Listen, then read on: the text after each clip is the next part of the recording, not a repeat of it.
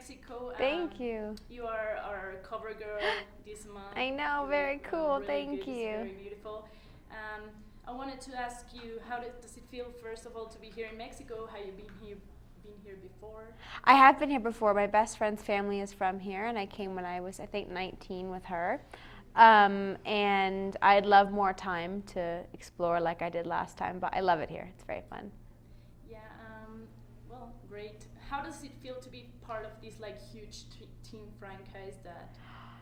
It's quite crazy. It's very cool. It's a huge honor, but it's very massive, and I don't think I was expecting it to be this big because I love the books, but I didn't realize how many fans truly loved it as much as I did, and we've met them. I feel like we've met them all. And how does it feel to play Clary? Is there something in particular that you love about her? I love that she's really passionate and loyal and determined. You know, no matter what gets thrown her way, she continues on her journey. She tries to find her mom, and nothing really gets in the way of her. She also is a character that has a lot of insecurities, and she's always like questioning herself. And a lot of girls that read our magazine go through that. So what would be your advice to them, you know, going through that difficult time of growing up? This is why I'm so honored to be on the cover of 17, because I do feel like the 17 reader is very much like Clary and very much like myself and all the other fans. You know, when you're growing up, you go through an identity crisis, you're confused, you're not sure what's right and wrong or who you are and what you like.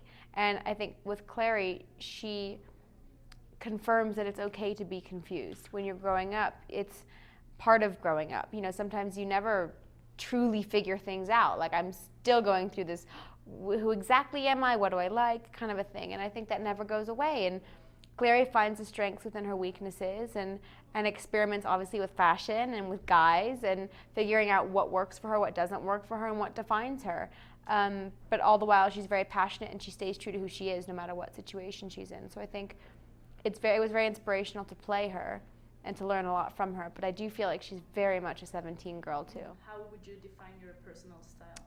It's kind of all over the place recently. I like experimenting with different things. For every country I went to for the premieres, I wanted to do something totally different, like unrecognizable. And I always like going 100% with something, whether it's something more retro or something goth or something more fun or glamorous.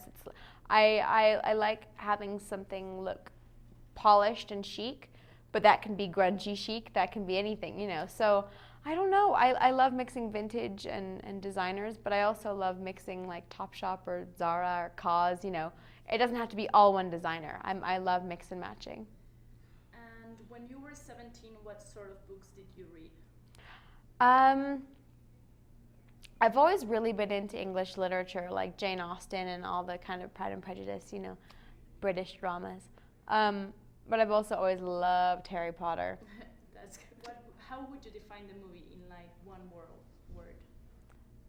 One word. Unexpected.